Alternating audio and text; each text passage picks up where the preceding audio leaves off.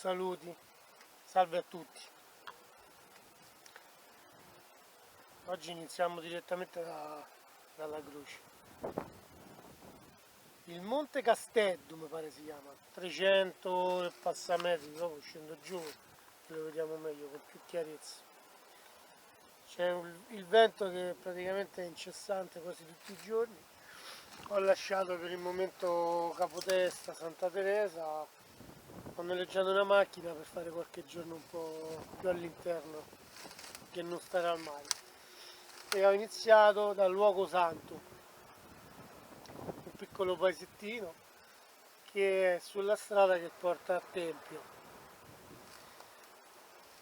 E vorrei fare il Monte Limbara, vorrei fare un po' l'interno. Ci sono cose molto interessanti, anche qui sotto c'è i resti di quello che era una volta un villaggio nuragico e poi lo andiamo a vedere. E da qui diciamo poi mi dirigo verso Tempio Pausania, mi pare si chiama, verso Tempio. Voglio andare a vedere il museo della Bagadora, mi pare si chiama, poi lo dirò con certezza. Era una donna che una volta decidiò un po' la sorte di chi stava male. E non è tanto una leggenda, sembra che sia una cosa vera. Più avanti lo spiego meglio perché anche io non è che so bene chiaramente com'è questa storia. Qui sotto c'è quello che resta del villaggio nuragico e in più qui c'è una zona di blocchi dove vengono a fare il burger. E sembrerebbe anche una zona importante per chi viene ad arrampicare. Ci sono rocce non più alte di 7 metri e a parte quello, essendo qui un posto in altura, c'è ripetitori, ci sono antenne della RAI. Qui per esempio c'è il cartello che indica Rai Way, ovviamente i ripetitori perché non possiamo farne a meno, sembrerebbe oggi. E questo qui è il paesetto di Luogo Santo. Adesso io riscendo da qui, lì vi faccio vedere quello che resta del villaggio nuragico e poi proseguo verso Tempio.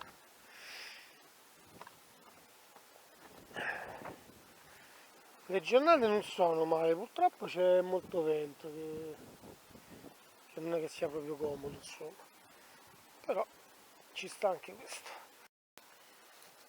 Sono sceso da sopra, lì penso si dovrebbe vedere la croce. Questa è una parte dell'area dove fanno il boulder e mettono il materasso sotto. È carina, poi è un bel granito, si vengono a divertire. Poi stai fresco qui perché se c'è il boschetto, qua ci stanno gli alberi che ti riparano dalla forza del sole, insomma quando fa caldo qua magari ce ne pure d'estate. Da quella parte lì c'è una capanna che non so se l'hanno fatta loro perché ne avevano bisogno o se per riprendere sulla falsariga del villaggio nuragico. Questo, come dicevo, è il Monte Casteddu con 384 metri di dislivello, la targa del club italiano. Lì c'è quella capanna che sono curioso, la voglio andare a vedere. Poi ci sono, c'è pure un cartello che andiamo a vedere. Poi ci sono vari siti nuragici che voglio visitare, le famose tombe dei giganti. Ce n'è uno, c'è un sito importante vicino a Santa Teresa, tra Santa Teresa e Capotesta. Ecco, questa è una capanna, bella figa direi, eh?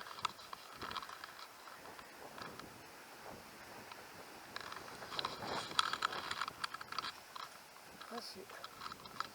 Vediamo un po', andiamo all'interno. spero che si veda qualcosa, ecco, a parte la mia ombra.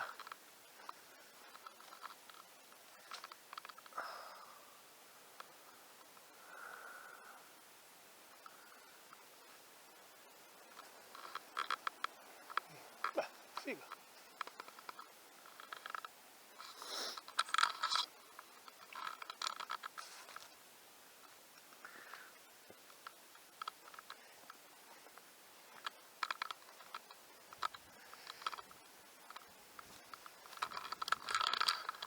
Qua così ci stanno altri massi per il buller. La capanna delle riunioni si chiama questa, qua sta scritto sul cartello. Ah, quindi vedi, qui fanno vedere com'è capanna delle riunioni, villaggio capanne, c'è più o meno una descrizione di com'era il villaggio, il prospetto di com'era la capanna.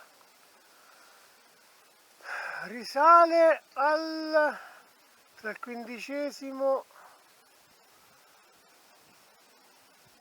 non riesco a leggere il numero romano là, tra il XV e il IX secolo a.C.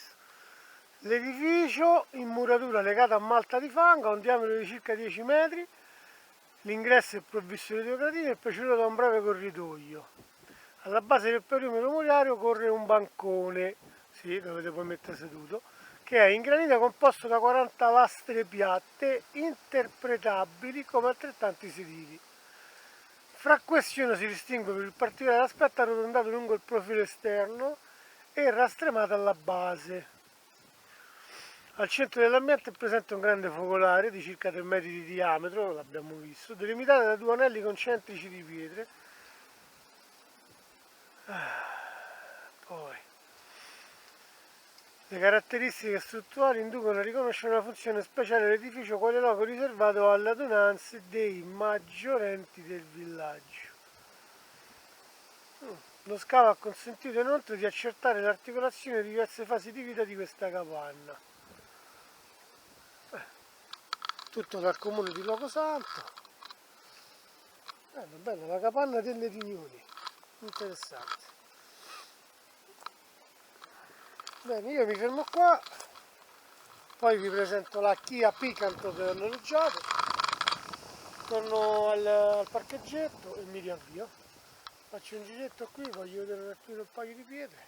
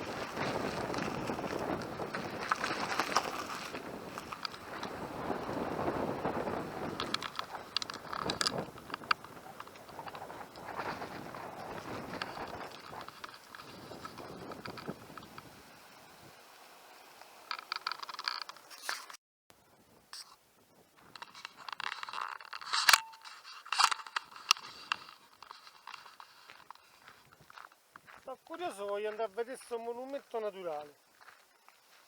In realtà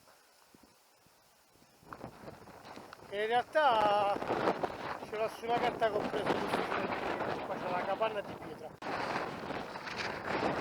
Dovrebbe essere quello laggiù per Montepulchiana, parcheggiare qui 2 km a piedi. Ho lasciato la macchina. Mi faccio questa camminata, vediamo un po'. Questa è la macchina che ho preso a noleggio, la Kia Picanto.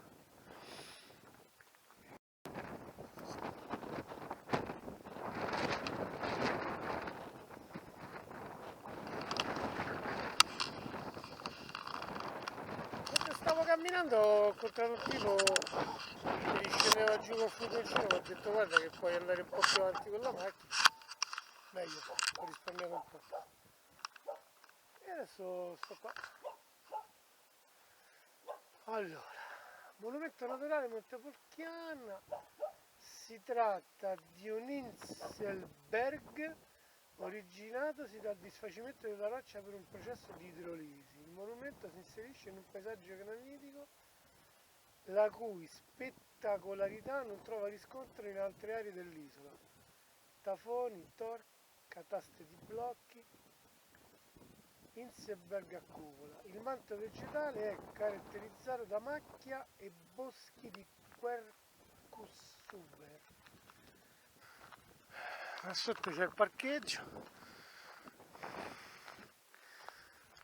Non ho capito se è una sorta di agriturismo, perché mi pare di aver letto agriturismo.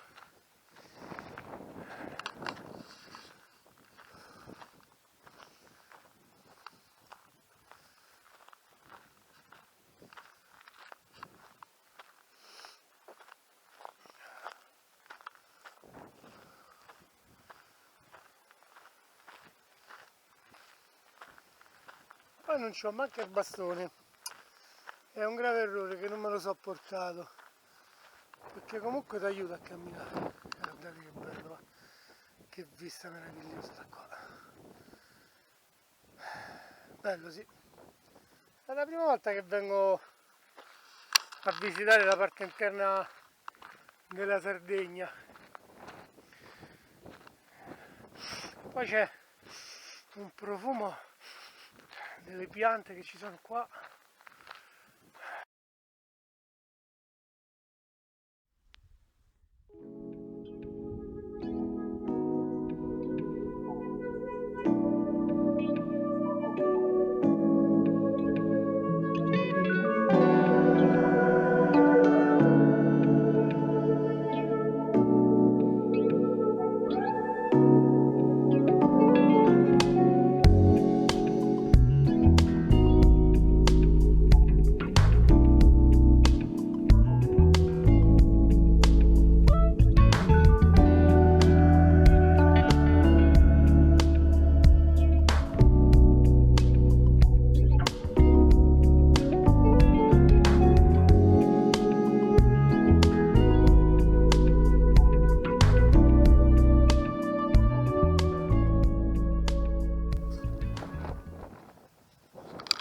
Quella lì davanti è la torre che prima vedevamo da là, perché io praticamente sono partito qua sotto e ho fatto tutto il giro verso destra di là e adesso sto tornando da questa parte ed è bello vedere quella torre da un'altra prospettiva, è veramente, a me mi impressiona. Solo ci vorrebbe, per apprezzarla meglio ci vorrebbe uno zoom per avvicinarla un po'. Qua è sempre su questo sentiero un po' scassato. Io cercavo quella che chiamano la capanna di pietra o la casa di pietra, però non l'ho trovata. Non è che ci sia poi un'indicazione, eh. Spero che da qui alla fine la trovo, anche se ne dubito. È un peccato perché c'era venuto apposta, però è bello, valsa la pena e vale la pena sempre, però valsa la pena fare il giro qua perché c'è veramente tanto da vedere, c'è molto spettacolo intorno a questo granito. Non sono solo, ho visto un paio di famiglie, una tedesca e una francese. E... bello. Adesso continuo qua sul sentiero, spero di trovarla questa famosa casa dei pirati.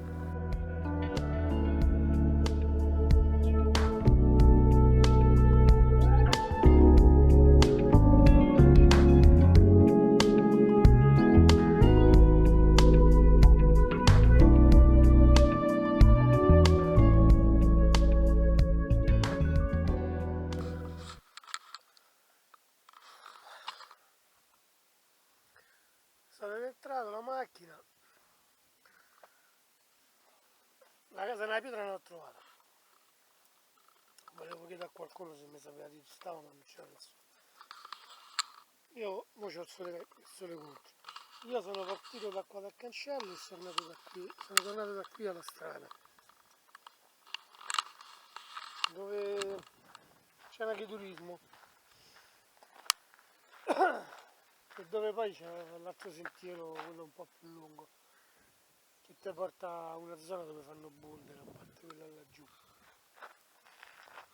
Laggiù poi vedi le camere, ora hanno diviso, hanno fatto delle casette dove ci stanno le camere, hanno fatto una casa a parte dove cucinano e mangiano. Infatti c'è il cartello camere e il cartello cucina.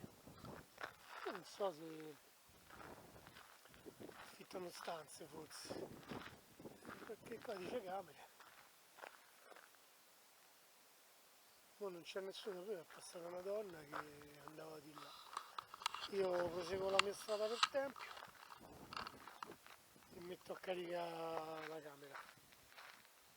Alla prossima signori.